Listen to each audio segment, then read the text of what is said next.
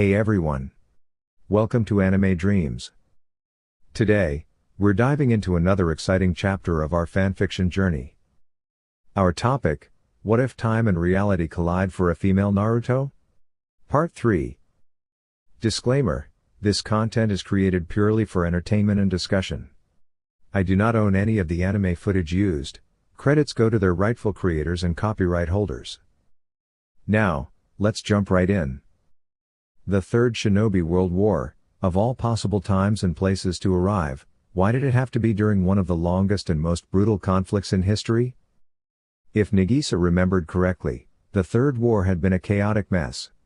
The fall of Uzushio, the failed mission that led to the White Fang's disgrace, and his tragic passing had nearly cost Konoha the war. It was only thanks to Namikaze Minato, the Yellow Flash, that the conflict ended as soon as it did.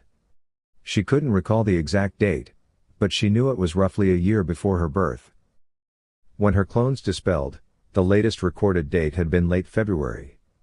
Kakashi would be 12, nearing 13, while Obito was either already 13 or close to it. Though they knew Obito's presumed death occurred before the war's conclusion, the exact timing of the Kanabai Bridge mission remained uncertain. Based on the information gathered, they had been in the past since mid-January. None of her clones had managed to infiltrate the hidden villages. Security was strict, even for civilians, due to the ongoing war. She had anticipated as much after Kurama expressed his suspicions about the timeline. Given how long they had been gathering information, Nagisa had expected more substantial details, but what little they had learned was already concerning. "This is going to be more difficult than we thought," she murmured, running a hand through her long hair, which cascaded around her shoulders. It was mostly straight, though a few strands curled rebelliously. She was grateful that it was easy to manage, at least when left long. Cutting it short was another matter entirely. She sat in a thin yukata, the fabric draping around her as she sipped from a steaming cup of tea. Across from her, Indra mirrored her posture, wearing a dark blue yukata. He held his teacup loosely, a drowsy expression on his face. It was hardly surprising, given that it was only 3 in the morning. One of her clones had thoughtlessly dispelled itself in the middle of the night, causing the information transfer to wake her and Indra. Normally, she wouldn't have disturbed him, but this news was what they had been waiting for. They could now pinpoint their exact place in the timeline and estimate how much longer the war would last. While she welcomed the opportunity to save Obito, Rin, and perhaps even her birth parents, she also knew things would have been far simpler had they landed in a time period they understood better. "HN. It could have been worse," Indra noted, his tone pragmatic. "The war is nearly over. We could have been sent back even further." He had a point. They might have found themselves before Konoha's founding or caught in one of the previous great wars. In a way, they were fortunate. Nagisa sighed, clutching her teacup. "Sometimes, I wonder if it would have been easier that way. Maybe we could have saved Uzushio. Or even prevented the Third War altogether." Indra let out a dry chuckle, a trace of bitterness in his voice. "Unlikely. Conflict is inevitable. Love, hatred, war. They're all different sides of the same coin." She snorted, unimpressed but not surprised. "Of course you'd think that." A small smile tugged at her lips. He raised an eyebrow. "And you don't?"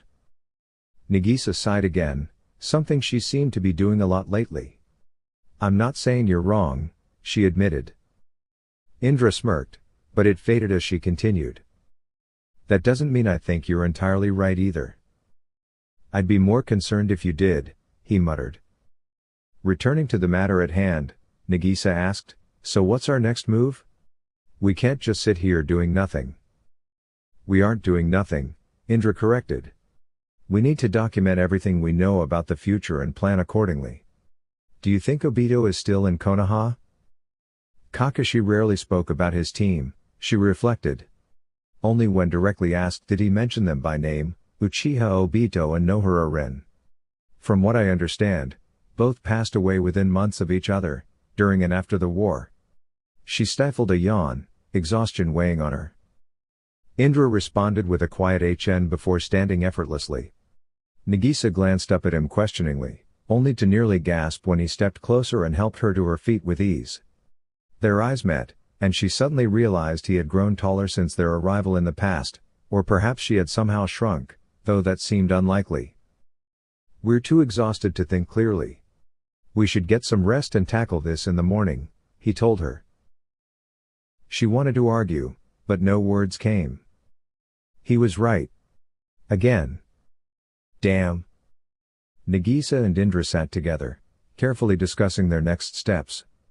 After much deliberation, they concluded that preventing Madara from ever recruiting Obito was essential. However, that was easier said than done. Neither of them knew the exact timing of the mission at Kanabai Bridge. Their knowledge of past events, especially those that occurred before their own birth, was limited. In fact, they wouldn't even be born for over a year in relation to their counterparts. Kurama had reassured them that their presence in this timeline wouldn't erase their own existence, though the mechanics of it all were perplexing. The idea of two versions of the same soul coexisting defied logic, yet it seemed to align with the concept of transmigration. After all, Hashirama and Madara had been revived through the Edo Tensei without any apparent complications in their original timeline. If transmigration was akin to reincarnation, then the existence of multiple versions of the same soul in close proximity was not unheard of. Only now did they truly grasp how unprepared they had been when they arrived in the past. Given the circumstances that led them here, Nagisa understood that they wouldn't have had time to gather the necessary information beforehand. Even if they had, they wouldn't have known exactly what to look for. But one thing was clear, they had a chance to create a better future, and they were determined to make it happen. "Indra, I've been thinking," Nagisa said as they reviewed key events they hoped to alter. "Do you think we still have our summoning contracts?" At the top of their list were critical events they wished to prevent: Obito's path into darkness, the attack on the village that led to Kushina and Minato's absence, and the tragedy that befell the Uchiha clan. The sheer scale of their mission was overwhelming, and Nagisa couldn't shake the feeling that things would be even more complicated than they anticipated. Indra narrowed his eyes in thought. "If our original timeline still existed, I would say yes. But since it no longer does, I doubt we still have them. Do you still feel a connection to the Toads as a sage?" Nagisa frowned and shook her head. "No, I don't. Summoning contracts created a unique bond between a summoner and their creatures. For sages, that connection was even stronger. However, since arriving in this timeline, she hadn't felt that familiar link. It had been brought up during their training with Benihim, but given the urgency of their situation, it had been set aside for later consideration." "It's the same for me," Indra admitted with a sigh. "I can't feel any connection to the snakes or hawks either. Would it be possible to sign the Toad contract again?" Nagisa wondered aloud. She already knew the answer before Indra spoke. "That would be difficult. Jiraiya wouldn't allow just anyone to sign it, and the Toads are selective, typically allowing only a few summoners at a time." "Then I'll need to find a new summon," Nagisa decided. She would miss the Toads, but she was certain her counterpart in this timeline would form that bond eventually. It was just a matter of patience. That shouldn't be too difficult. Didn't Benihim mention that there were a few summoning contracts stored in the vault? "Yeah," she confirmed. "I'll check them out today. Do you want to claim one as well, or do you know where the Hawk contract is?" Indra nodded. "I do. The Hawk contract was originally found on a small island near Azushio, in an old temple. It was probably left there by someone escaping the destruction of the village. It should still be there." Nagisa expected to feel frustrated that the contract had once been part of Azushio's legacy, only to end up in Orochimaru's hands. But instead, she just sighed and rubbed her temples. "Good. At least this time, it won't fall into Orochimaru's possession." "Headache?" Indra asked, noticing her expression. She exhaled heavily and nodded. "I'm just trying to process all the memories my clones gathered. Most of it is minor, just information about their movements. But since they were spread out, they didn't always know when another had dispelled, so a lot of them disappeared at the same time by accident." Indra gave a short nod of understanding. "When you're ready, we should head to the island to retrieve the contract. He wasn't sure what else to say. Comforting others had never been his strong suit, and while he understood the basics of first aid, he lacked the medical knowledge to do much beyond that. Nagisa offered a faint smile and stood. I'll make lunch first. We should eat before heading into unfamiliar territory. She adjusted her orange and blue kimono, smoothing out the fabric. The Uzumaki spiral on the back was mostly hidden beneath her long red hair, which was tied in a low ponytail. As she left for the kitchen, Indra leaned back with a sigh, his gaze falling on the journal they had been using to document everything they knew about the future. A protective seal, attuned to both their chakra signatures, was burned into the back cover. There was no telling what challenges lay ahead, but at least, for now, they had a plan. After finishing their meal, they wasted no time preparing for their mission, packing essential supplies, and replenishing their weapons. Having spent so long carrying only a few kunai and shuriken, given that Uzushio was deserted except for them, it felt refreshing to be fully equipped once again. Indra had found a high-collared gray shirt, Anbu-style pants secured at the ankles, and a new pair of dark sandals. He had also replaced his old chokudo, which had been damaged before their arrival, with a new one from the Uzumaki armory. Though he still kept the pieces of his old sword, he lacked the skills to repair it. Despite its differences, he had grown fond of his new blade. The hilt bore the Uzumaki spiral instead of the Uchiha fan, but Nagisa had carefully carved the Uchiha crest into the metal with precise wind chakra. He had never asked her to do it. One day, she simply took the sword, and by the next, she had inscribed his clan symbol onto the blade. It wouldn't feel right for you to be without the Uchiha fan, she had remarked with a mischievous grin before leaving the room, her pigtails bouncing behind her. When they finally traveled to the mainland, he would have to find a way to get her some ramen. She had been complaining about the lack of proper ingredients on the island. Truthfully, he was growing a bit tired of a diet consisting mainly of deer, rabbit, and fish. Nagisa, on the other hand, had found a dark charcoal shirt with a high zipper collar and long sleeves, accented with orange details. Beneath it, she wore a mesh armor shirt, an uncommon find on the island. Her tunic-length shirt reached mid-thigh, secured with a white obi sash, and featured side slits for mobility, revealing the black shorts she wore underneath. She had also found a pair of thigh-high orange stockings and a set of dark shinobi boots in her size. With Sakura absent to provide medical aid, Nagisa had begun studying medical techniques under Benihim's guidance. It was a challenging skill for an Uzumaki, as their chakra control was naturally more complex, but she had found it easier to manage since forming an understanding with Kurama and receiving Hamura's chakra. Her Byakugan had also proven invaluable, allowing her to observe chakra flow and the body's tenketsu points with precision. Though still a novice, she had started carrying a traditional medical pouch alongside her standard gear. Before departing, both of them donned gray traveling cloaks. Having spent so long within Uzushio, stepping beyond its borders felt both unfamiliar and liberating. While technically, Nagisa had left the island through her shadow clone's experiences, witnessing the world through second-hand memories was not the same as truly experiencing it. As they traveled, she and Indra remained mostly silent, carefully observing their surroundings. Benihim, who knew the contents of the Uzumaki vault better than anyone, had provided them with a map and ensured they memorized every critical detail of the islands. She had been both strict and thorough in drilling this knowledge into their minds. Nagisa likely had it the hardest. Benihim had spent the first few days covering nothing but chakra control, the Byakugan, which she understood thanks to her partner, June, and the clan's history. Nagisa had never been the most academically inclined. She wasn't unintelligent, but she learned best through hands-on experience.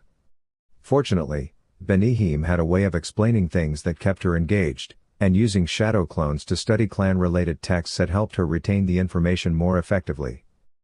Uzushio had existed long before Konoha, but as a clan-based settlement, its history, while extensive, was not as diverse. Their current destination, a smaller Uzu Isle, was located about 4 hours from Uzushio Gakur, which sat near the center of the main Uzu Island. Upon arrival, they found that the natural land bridge connecting to the Western Isle was still in relatively good condition, with only a few sections broken off and partially submerged.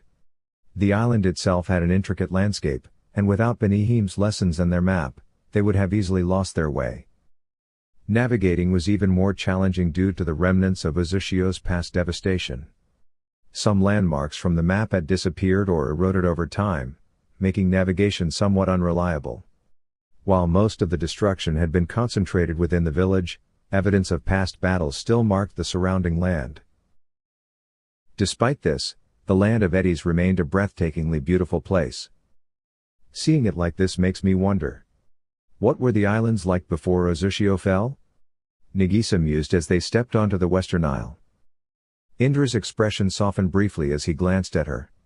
The land of eddies was among the most picturesque places they had ever seen, and they could only imagine how magnificent it must have been at its peak. Though neither of them spoke about it often, he knew she missed home. Over the past 3 months, both had felt a growing sense of homesickness. Nagisa, more than Indra, longed for Konoha. While she had developed a deep connection to Uzushio and the land of whirlpools, it would always remain her mother's homeland before it was truly her own.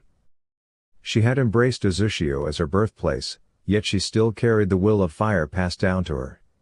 Indra, in his own way, also missed Konoha, ironic, considering that not long ago, he had been filled with resentment toward it. Though they had both accepted Uzushio as their home for now, they knew that one day, they would have to return to Konoha. Their time in Uzushio had been meaningful, but its golden age had long passed. The best they could do was honor its legacy and ensure its history and teachings endured. Given Nagisa's natural inclination to care for others, something she often tried, unsuccessfully, to hide, this task would not be difficult for her. "Look, I see the temple now," Nagisa exclaimed, pointing to a distant structure about 50 feet ahead. Since the island they had arrived on was one of the smallest among the Uzu Isles, it was no surprise they located their destination so quickly. From a high enough vantage point, one could glimpse the river winding through the cluster of islands, lending its name, the Uzum River. As they approached the ancient temple, they halted a few meters away. The structure was aged and dilapidated, with its roof nearly caved in. The site reminded Indra of the Uzumaki mask storage temple he had seen in the future. Standing sentinel at the entrance were 2 imposing Daitengu statues. Each bore majestic wings and was clad in traditional attire. One wielded a shakujo staff in a defensive stance, while the other held a feathered fan, Haha Uchiwa, Nagisa recognized. She had come across many such fans in the Uzumaki archives. Interestingly, despite the temple's decay, the statues appeared remarkably well preserved. The Tengu shrine has seen better days, but the scroll should still be inside, Indra noted. Nagisa tilted her head in curiosity, resembling a fox kit. Tengu? She echoed, puzzled.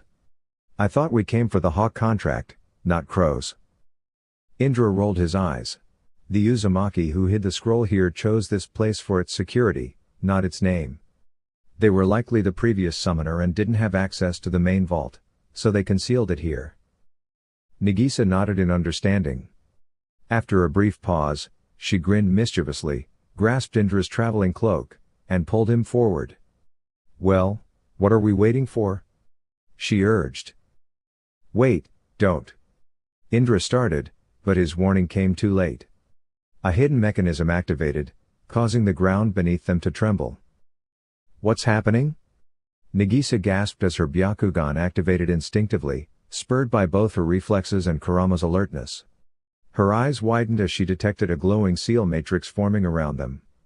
The design looked familiar, something she had read about in the Uzumaki vault. Indra, I think this seal is designed to restrain a technique until specific conditions are met, she explained. Indra exhaled sharply, his tone dry with a hint of exasperation. You don't say. She rubbed the back of her neck sheepishly. Oops. My bad. Shaking his head, Indra stepped back, increasing the distance between them and the temple. His hand instinctively rested on his chokuto, a refined version of his original sword. This one, however, bore intricate seals to maintain its sharpness, resist rust, and channel greater chakra flow without degradation. We'll discuss your habit of rushing into things later. Right now, we have bigger concerns, he said. The two fell into their respective battle stances as masked creatures materialized from summoning rings etched with ancient symbols. Nagisa's expression tensed. This isn't good, she muttered, prompting Indra to glance at her. Without hesitation, she created several shadow clones, and recognizing the overwhelming odds, Indra followed suit, summoning two of his own. These are the Kumenju, 9 masked beasts, she explained. A powerful technique that manifests creatures based on legendary figures. My grandfather was the last known master of this technique. He must have set this up as a final safeguard. Indra had no time to question further as the beasts sprang into action. One in particular, Kenya, the golden serpent, led the attack, forcing them apart. Their clones mirrored their movements, taking position to confront the remaining 7 beasts. Rasengan. One of Nagisa's clones shouted, descending swiftly from the sky, propelled by Tenyo, the celestial maiden beast. As she descended, Nagisa seamlessly swapped places with the kunai she had thrown, allowing her clone to strike. The red-haired duplicate drove a Rasengan into Tenyo's stomach, propelling her backward and crashing into a startled Byakko, the white tiger. Despite the impact, the beast swiftly regained its footing and retaliated, lashing out with ribbon-like appendages. Nagisa's clone winced as the ribbon struck her. If not for the reinforced chakra bolstering her form beyond a standard shadow clone, she would have dissipated on impact. A sudden kick caught her off guard, forcing her forward as she instinctively clutched her abdomen with one hand while deflecting an incoming ribbon with the other. Before she could react further, one of Tenyo's hands phased through her chest, passing effortlessly through her rib cage and gripping her heart. With a single tug, the clone dispersed into a wisp of smoke. However, before Tenyo could capitalize on her victory, arcs of lightning surged around her, locking her in place. Struggling to turn, Tenyo's gaze landed on Indra, one of his shadow clones standing resolutely with Chidori Nagashi crackling around him. In an instant, his lightning-infused blade sliced through her mask and form before she could devise an escape. As the mask shattered, Tenyo's true form was revealed, a hawk that collapsed to the ground, lifeless. Seizing the opportunity, the real Nagisa redirected her focus toward the recovering Byakko. Channeling her Nine-Tails chakra cloak to enhance her strength, she delivered a powerful punch to the tiger-like beast's face, shattering its mask. With its disguise destroyed, Byakko reverted to its original form. Without hesitation, Nagisa unsheathed the tanto from her waist. Though not naturally inclined toward weaponry, she had trained extensively with Benihim, who insisted she master more than just kunai and shuriken. 2 down, 7 to go, she murmured. Nearby, Indra dodged the constricting coils of Kenya, a massive serpent attempting to ensnare him. Moving swiftly, he ran along its body, dragging a crackling Chidori through its flesh before slicing cleanly through its mask. Make that 6, he corrected. Their paths converged in the center of the battlefield, surrounded by the remnants of the defeated creatures and the few clones still engaged in combat. Exchanging a brief glance, their respective bloodlines activated, the two shinobi wordlessly split up once more. Nagisa reappeared near Seryu, a beast resembling a colossal seahorse. With her chakra cloak amplifying her speed, she moved in a blur, giving the creature mere moments to react before her tanto's blade sliced through its hide. The added wind chakra extended the weapon's reach, leaving a precise cut across Seryu's form. In retaliation, the beast's tail lashed toward her, aiming to crush her from behind. Anticipating the move, Nagisa leapt onto its tail, using it as a springboard to launch herself toward its head. With a single chakra-enhanced strike, she drove her tanto through its mask. Another one down. Overhead, Suzaku, the vermilion bird, let out a piercing cry as one of its wings was severed by Indra's chokudo. The masked avian crashed to the ground, sending dust and debris into the air. Nagisa shot an irritated glare at Indra, who landed effortlessly a short distance away. Watch where you're sending those things, Rasengan. She quickly pivoted, spotting Suzaku stirring and reacting without hesitation. The swirling sphere of chakra met its target, obliterating the bird's mask upon impact. 4 left. Indra smirked. HN. Just don't slow me down, Dobie. Nagisa couldn't help but smile at the familiar exchange, a brief wave of nostalgia washing over her. Sure thing, team. Now, only the most formidable masked beasts remained. Throughout the battle, one had remained unmoving, Shinigami.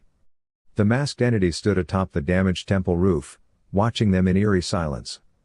Flanking the temple's entrance were Hokuto Sennin and Nanto Sennin, standing as sentinels, seemingly awaiting orders.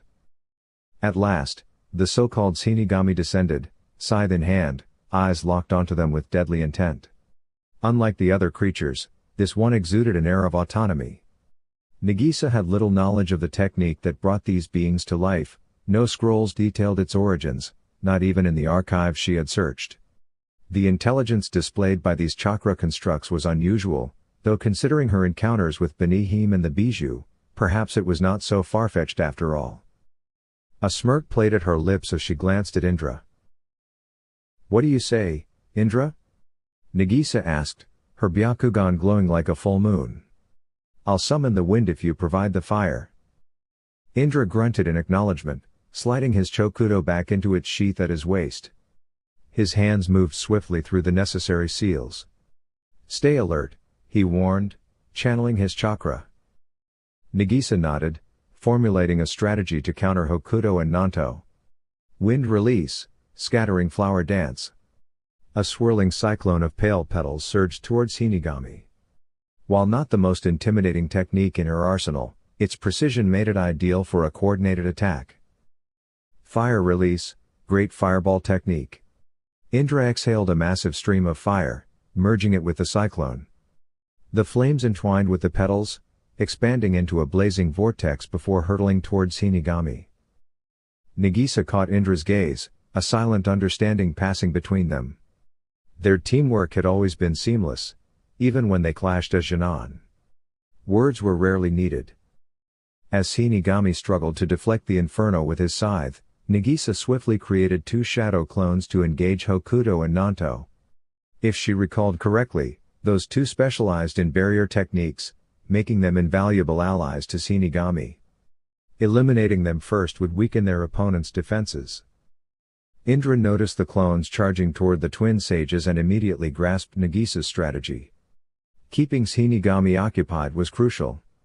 Both clones activated Sage Mode, perhaps an excessive measure, but against formidable opponents, overwhelming force was preferable. Shinigami barely held back the fiery cyclone, but Nagisa knew she couldn't sustain the jutsu much longer. "Indra, we need cover.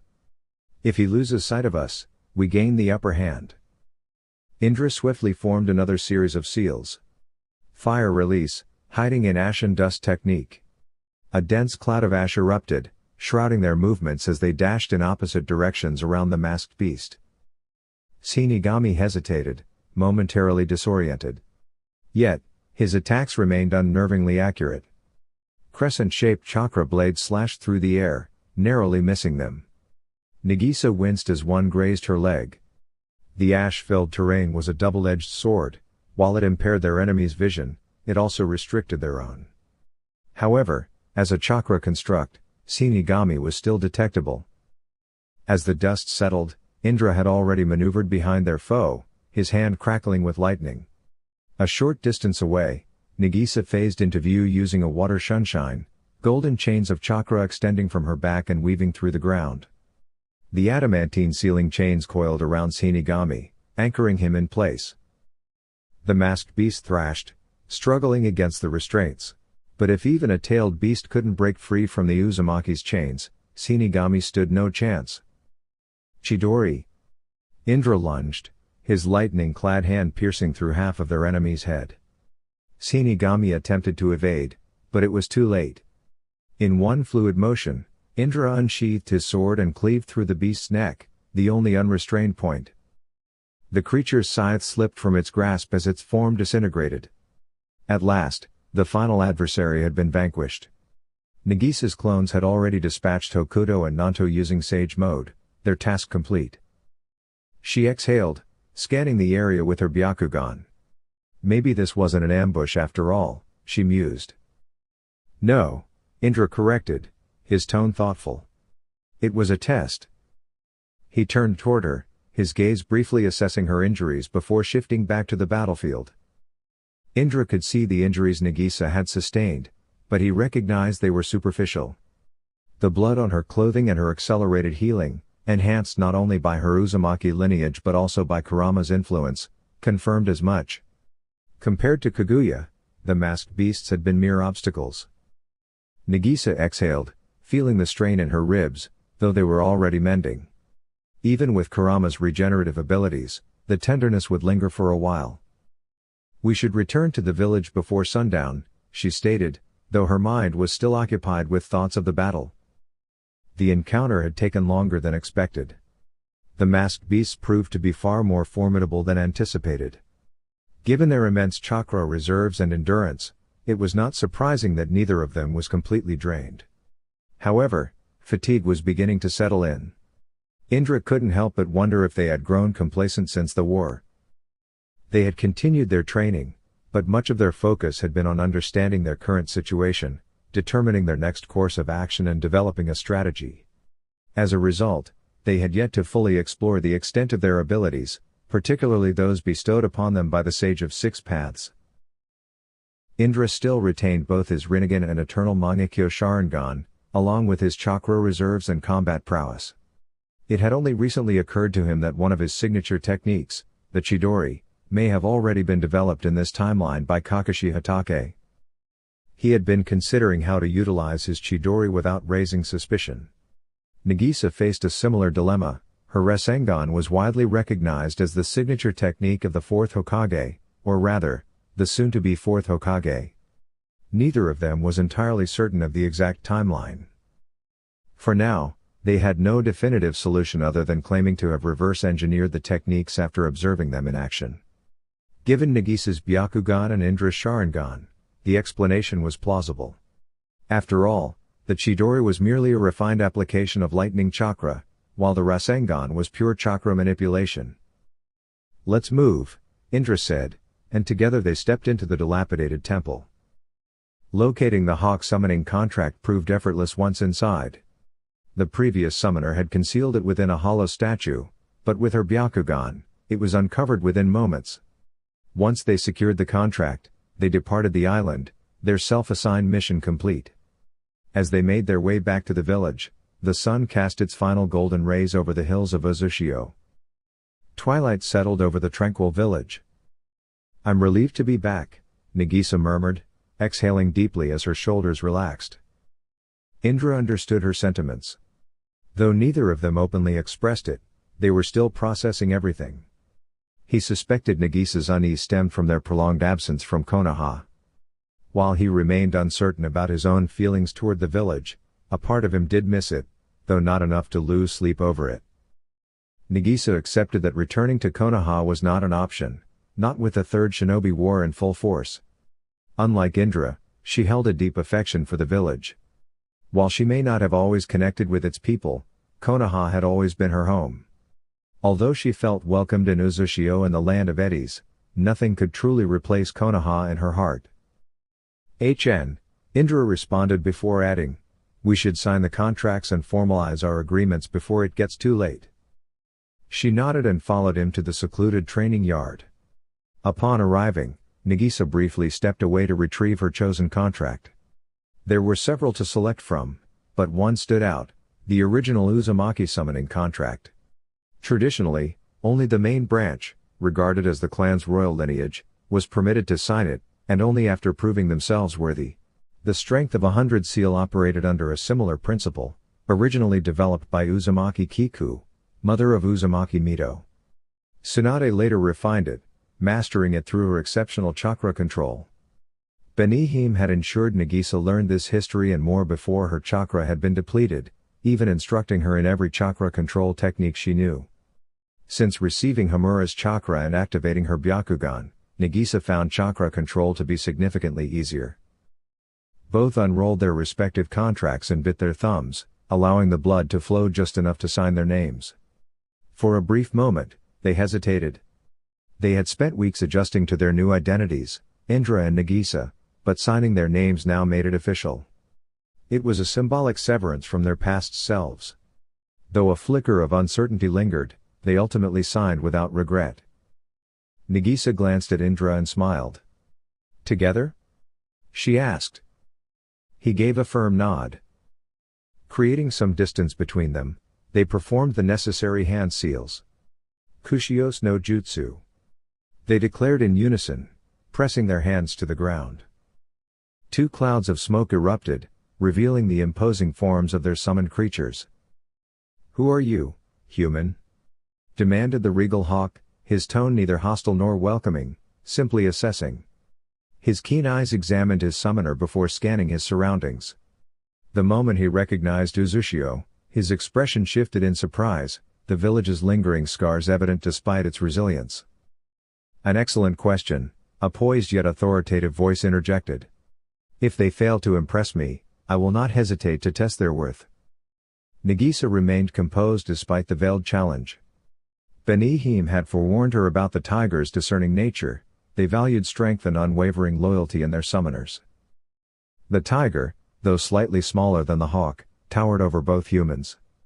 With striking white and black fur, piercing violet eyes, and a distinctive black rhombus marking on her forehead, reminiscent of the strength of 100 seal, she exuded an air of nobility. Her surprise at being summoned in Uzushio was evident. Nagisa was unsurprised by their attitudes. She recalled that Gamabunta had reacted similarly when she first summoned him. Benihim had shared extensive knowledge about the original Uzumaki summoning contracts, the Tiger and Crane clans. The Crane contract had been acquired sometime after the Tigers and was primarily used by the Branch family.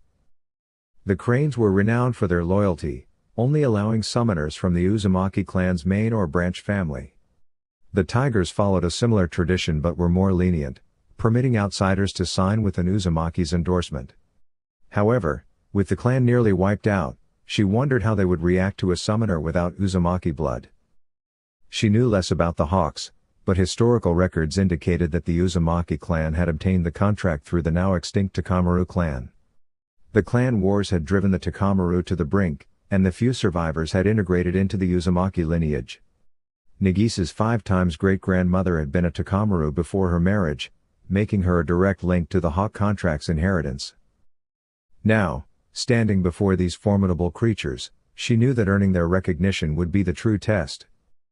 The Hawk leader, Garuda, immediately noticed the presence of the humans, but his attention was primarily drawn to Uzushio. Before his temper could flare, he carefully assessed their chakra signatures and logically deduced that one of them must be an Uzumaki to have gained entry into the village.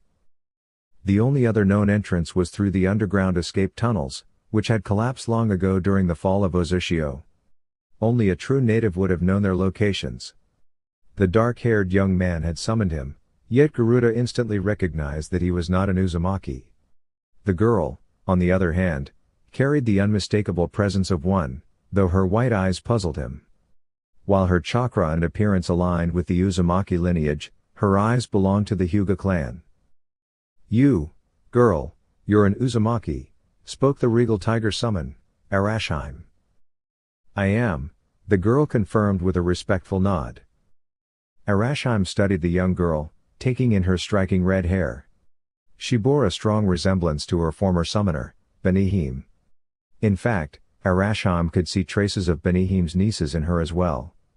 However, she was too young to be Uzumaki Aiko or Uzumaki Kushina, and the presence of her pale eyes set her apart. Something about them stirred a distant memory within Arashheim, the child Benihim was rumored to have. Could it be that Benihim had kept her daughter's existence hidden from everyone, even her own summons? As Arashheim focused on the girl's chakra, her expression softened. "I never expected to be summoned by another Uzumaki," she murmured, a note of sorrow in her voice. "Tell me your name, child." "I am Uzumaki Nagisa, daughter of Uzumaki Benihim and Hyuga-jun." Both summons were visibly surprised, though not entirely caught off guard. A quiet understanding passed between Garuda and Arashheim, yet they couldn't shake the feeling that Nagisa was holding something back. Nevertheless, they were not the type to demand answers. If there was more to her story, she would reveal it in due time. Arashheim, in particular, had little doubt about the girl's words, Nagisa truly resembled both Benihim and June. And you, boy? Garuda turned his piercing gaze toward the young man. Since you have summoned me, it is only proper that you introduce yourself. Uchiha Indra, he stated calmly, seemingly indifferent to the fact that he had been overlooked until now. He was familiar with Garuda's demeanor, even if this version of the Hawk leader had yet to recognize him. Garuda gave a curt nod. As I suspected. I assume you seek the aid of the Hawk clan. Arashheim straightened, her posture proud. And the Tiger clan as well. Indra and Nagisa both nodded in affirmation. The summon studied them in silence before delivering their response. Very well, Arashheim said, her massive shoulders shifting in what could only be described as a shrug. Garuda echoed her agreement. The two humans exchanged bewildered glances, Nagisa's expression particularly exasperated.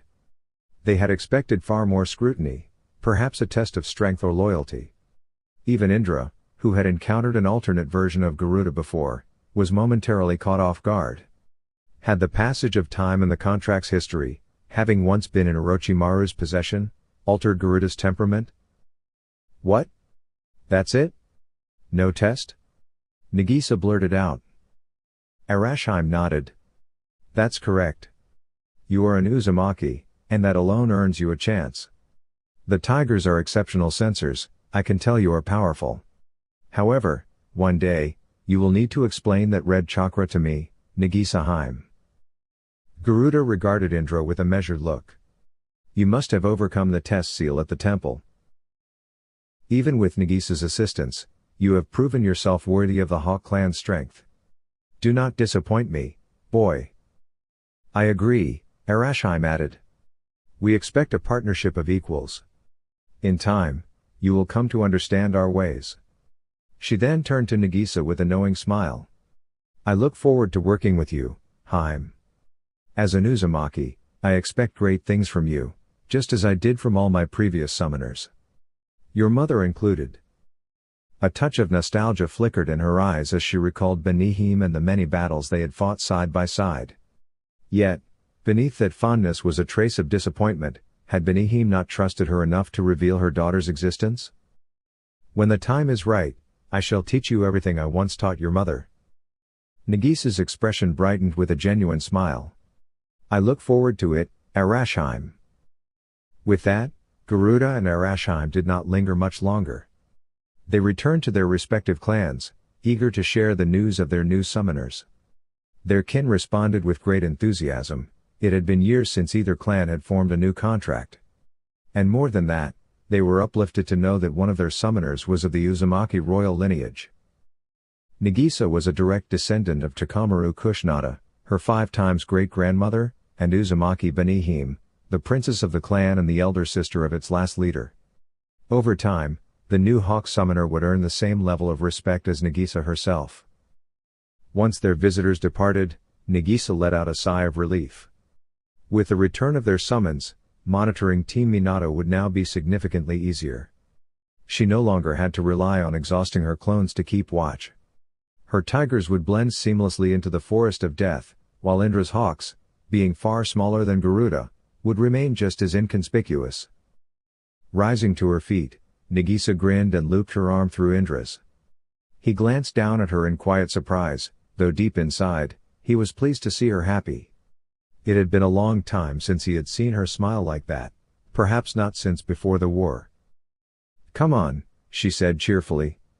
I'll cook dinner, and we can relax. If we don't pace ourselves, we'll be of no use to this timeline. HN, he responded in agreement. She gently pulled him along into the house, and for once, Indra did not resist or argue. His gaze softened slightly as he observed her bright blue eyes regain their spark. She was right, after all. 2 months later. As time passed, Nagisa and Indra became more accustomed to their new reality. However, their growing familiarity with this timeline did little to ease their mounting concern. They remained uncertain about the precise moment to intervene and prevent Obito's manipulation, as well as Rin's tragic fate. Additionally, the whereabouts of Madara and Black Zetsu eluded them, making a direct confrontation impossible for the time being. Despite these uncertainties, keeping watch over Team Minato had become considerably more manageable. Having their summons once again proved invaluable, not only for combat but also for reconnaissance. Before, Nagisa had relied on shadow clones, which, despite their ability to alter their appearances, posed a risk of exposure if detected. Now, with the aid of their summons, the task was far more discreet. Indra deployed 2 of his younger hawks to monitor Team Minato from above, while Nagisa positioned a tiger deep within the Forest of Death. Both creatures were common to the Land of Fire, ensuring their presence would not raise suspicion. With this burden lifted, they redirected their focus toward training. Nagisa sought guidance in chakra control and medical ninjutsu from the Tiger clan. The Tigers had mentored Uzumaki in these disciplines for generations, and Arashime, their leader, vowed to teach her everything she had once imparted to previous summoners. When not honing her medical skills, Nagisa dedicated herself to perfecting Fuin Jutsu and refining her Byakugan's capabilities. She even shared some of her sealing techniques with Indra. Though Orochimaru had trained Indra extensively during his 3-year apprenticeship, Fuin Jutsu had never been a primary focus beyond fundamental techniques. Eager to fill that gap, Nagisa guided him through its complexities. Meanwhile, when not learning Fuin Jutsu, Indra concentrated on mastering his newly acquired Rinnegan and Eternal Mangekyo Sharingan. Although he had relied on instinct to wield these dojutsu during the Fourth Great War, true mastery required dedicated training. In just 2 months, he had made considerable progress. Nagisa, too, had improved significantly, particularly in her Byakugan's range, which had expanded far beyond its previous limits. Their journey was far from over, but they were stronger, more prepared, and determined to change the fate that once seemed inevitable. After several weeks, it became evident that they could no longer remain in Uzushio, simply training and living in relative peace, aside from the occasional nightmares. They could not continue ignoring the war that raged across the mainland. Kurama had been quite vocal about it, surprised that it had taken them so long to grow restless. However, he understood why they had kept their presence hidden. Leaving the island and becoming involved in the war would inevitably expose them. They had taken time to recover, establish new identities, and lay the groundwork for their plans. Now, it was time to leave and carve out their place in the world, perhaps even influence the course of the war. When they finally set foot on the mainland, they chose the Land of Fire as their entry point.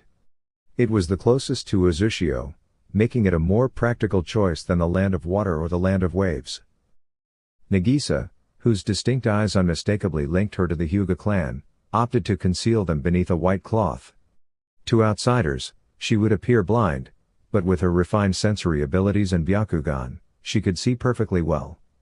This precaution helped prevent rumors of an unusual red-haired Hyuga from spreading, which was exactly what they needed. They were unprepared for the whispers that began circulating, talk of a rogue Uchiha and Hyuga, both possessing unmistakably Uzumaki red hair, moving through the hidden villages. The last thing they needed was unwanted attention from the Hyuga and Uchiha clans, or worse, from other villages. Though they knew such secrecy wouldn't last forever, it was preferable to immediate exposure. Rather than actively seeking out the war front, they agreed to avoid direct involvement as much as possible. Instead, they focused on missions that had been overlooked due to the war, tasks such as protecting important figures, escorting merchants, and handling various security assignments. While some missions involved more dangerous work, Nagisa preferred to steer clear of them, leaving Indra to handle those responsibilities. With the war raging, there were plenty of unclaimed missions available for mercenaries willing to take them. Initially, their activities went unnoticed, but over time, their growing reputation made it difficult for the hidden villages to ignore them. In the 2 months since they had begun taking missions, primarily in or near the Land of Fire, they had completed several jobs. They often stayed in civilian villages before briefly returning to Uzushio to regroup. Currently, they were passing through the Land of Fire after completing another assignment. "Oi, Indra. Let's stop near Tanzaku-gai and get some ramen," Nagisa suggested enthusiastically, already imagining the delicious meal. She didn't get to enjoy ramen often anymore. Since Uzushio was mostly deserted, they had to travel to the mainland for ingredients. However, The war had made food increasingly scarce, particularly in civilian villages. The hidden villages, desperate for supplies, paid high prices to stockpile essentials, food and weapons being at the top of the list. While merchants and farmers profited from the increased demand, smaller villages struggled to afford enough provisions for themselves. The Land of Fire fared better than most due to its fertile farmlands, but even there, shortages were becoming more common. Indra exhaled quietly. "Our client is expecting us soon, and you want to stop for ramen?" Nagisa grinned. Even though her eyes were hidden, Indra knew they gleamed with mischief and excitement at the thought of her favorite meal. "Of course. The client can wait a few more hours. We completed our contract, so I think we've earned some ramen, TBO." She cheered, pumping her fist into the air triumphantly. "HN." She pouted for a moment before brightening. "That isn't a no-oh," she teased, chuckling. "You'll learn to love ramen one day. But when we get home, I'll make some onigiri with extra tomatoes, promise." Indra didn't dislike ramen, but he doubted he would ever develop Nagisa's obsession with it. Still, he allowed a small smile to form at the thought of her cooking. It was easy to forget that Nagisa was an excellent cook. After all, she had spent so much of her childhood at Ichiraku Ramen. But it should have been obvious, even she couldn't survive on ramen alone. He had grown fond of her cooking, it had sustained them since they arrived in Uzushio. In a way, it reminded him of his mother's home-cooked meals. However, Nagisa was much more experimental, unafraid to try new flavors and spices. Most of the time, her creations were delicious. Occasionally, however, her experiments went terribly wrong, but thankfully, those moments were rare. They had visited this particular ramen stand before and wouldn't have been surprised if the owner was somehow related to the Ichiraku family. Neither of them knew exactly when the Ichiraku family had settled in Konoha, but Nagisa was certain it was long before her birth. She had often heard stories of her mother being a regular customer. "Ah, back again, I see," the owner greeted them warmly. He appeared to be in his late 50s or early 60s, with graying brown hair that was beginning to thin and sharp, observant eyes. Ichimaru Ginta had spent nearly 55 years in the village closest to Tanzakugai. His family had established this ramen stand on the outskirts to serve travelers and shinobi alike. Their recipes had been passed down for generations. Over time, other ramen shops run by his relatives had appeared throughout the Land of Fire and even in neighboring countries. However, only his second cousin, Tucci, had managed to build a thriving business within one of the hidden villages. Ichimaru's shop remained a lesser-known cousin to the famous Ichiraku Ramen in Konoha. For the past few weeks, his most frequent customers had been these two wanderers. Even so, he found it difficult to believe that the young woman, who looked no older than his own 18-year-old son, was a kunoichi. She always wore a white cloth tied around her head, covering her eyes, giving the impression that she was blind. If she truly was, however, she never showed any sign of struggle.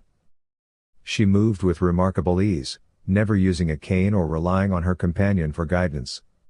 Over time, Ginta realized she must have been sensing chakra to navigate. Yet, it was still unsettling how she never hesitated or bumped into anything. Though he never questioned her directly, he was certain she was no ordinary civilian. No one without shinobi training could manage such feats. What he didn't know was that Nagisa was not blind at all. In fact, her vision far surpassed his own. Her companion was a young man of the same age, and Ginta had no trouble believing he was a shinobi. He carried himself with a quiet, unreadable demeanor, rarely showing any emotion except when interacting with Nagisa. Indra was a mystery, difficult to decipher, whereas Nagisa, by contrast, was nearly an open book. Having served people from all walks of life over the years, Ginta prided himself on reading others, but these two remained elusive. "Yep. 2 large bowls of miso ramen with extra pork for me, please," Nagisa said cheerfully. Her vibrant red hair, a rare sight since the fall of Uzushio, was tied into pigtails with orange bands. Around her neck hung a red headband with a metal plate engraved with a spiral emblem. Indra wore a similar one, but with a black band fastened to his belt. The headbands were old and worn, their significance often overlooked by most. However, Ginta, having observed them multiple times, had noticed the detail. At first, he had been taken aback, he hadn't seen that emblem worn openly in years. Nagisa's fiery red hair left little doubt that she was an Uzumaki, but Indra lacked any of the clan's distinctive features. Ginta suspected that Indra was merely a survivor of the destruction of the hidden village. He never voiced his thoughts aloud. The Uzumaki were highly sought after, and he imagined the two wouldn't wear those headbands unless they were strong enough to protect themselves. Otherwise, it would have made them easy targets. A bowl of salt ramen, Indra ordered, his preference unchanged, just like Nagisa's. You got it, Ginta replied, setting to work preparing the large portions. He had come to expect that Nagisa would start with 2 bowls but would often order more, unless Indra decided to pull her away first. When the food arrived, Nagisa smiled, breaking apart her chopsticks. "Itadakimasu," she said enthusiastically before digging into her meal. As they ate, Indra noticed Nagisa's shoulders tense occasionally. He, too, felt the weight of unseen eyes watching them. Rather than glancing around to spot the observers, he simply sharpened his senses while finishing his ramen. "Thanks, Ginta-san," Nagisa said, placing her empty bowl down. "That's all for today?" the old man asked, slightly surprised. Nagisa nodded, a fleeting frown crossing her face before she quickly brightened again. "I'm afraid so. But we'll be back, T-Bio." With a cheerful wave, she linked her arm through Indra's, and they walked off. About a quarter of a mile down the road, Nagisa leaned her head against Indra's shoulder. "We're being followed," she murmured under her breath. Indra responded, his voice low. "So it seems. Can you tell how many?" Nagisa had been working hard to master the mind's eye of the Kagura, a sensory ability that was common within her clan. However, she had yet to perfect it. Her true strength lay in her chakra chains, which were perhaps even more formidable than her mother's. Nevertheless, training alongside the tigers and honing her Byakugan helped compensate for her struggles with the mind's eye technique. "There are 3 of them," Nagisa reported. "They're not shinobi, just ordinary bandits. They probably think we're easy targets because I'm blind." She smirked slightly, and Indra let out a quiet snort. "They're not our biggest concern, though. About 5 meters ahead, there's a battle taking place, between Iwa and Konoha." Her expression turned serious. Indra nodded.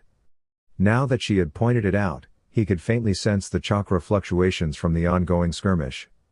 To reach their destination, the capital and their client, they would have to either navigate through the battlefield or find a way around it. Either option carried risks, especially with the approaching bandits likely to alert others to their presence. "Let's deal with the immediate threat first," Indra said. The two came to a stop in the middle of the road as 3 figures emerged from the surrounding woods. For ordinary travelers, encountering bandits like these would pose a serious threat.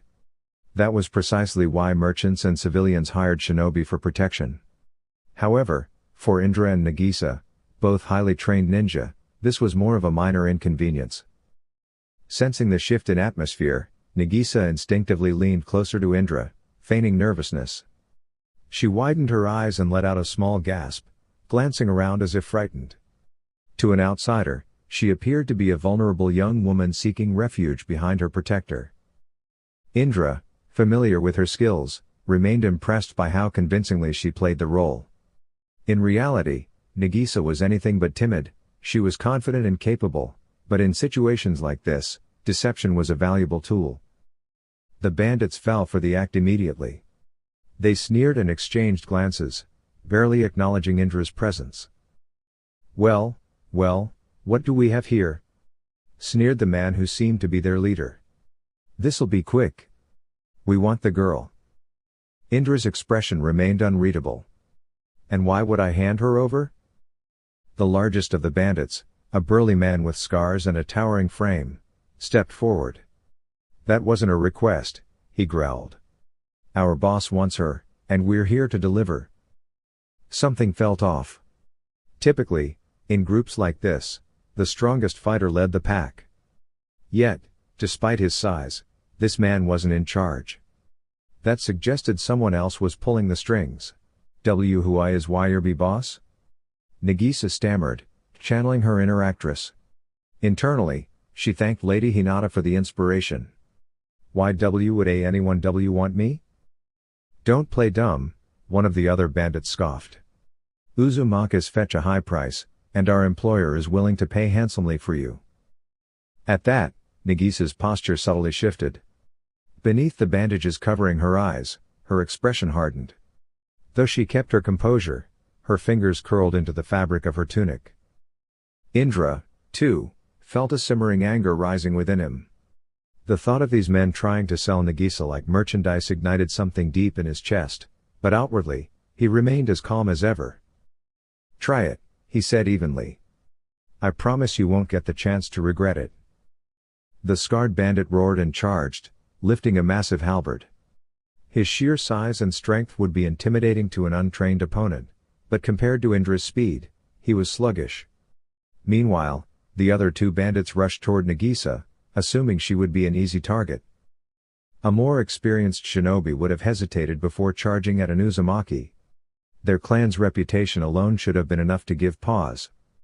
But these were not trained fighters, they were opportunists. One of them attempted to grab her from behind, aiming to knock her unconscious. Sensing his approach, Nagisa pivoted at the last second, allowing his hand to swipe harmlessly through the air. Don't make this difficult, he warned.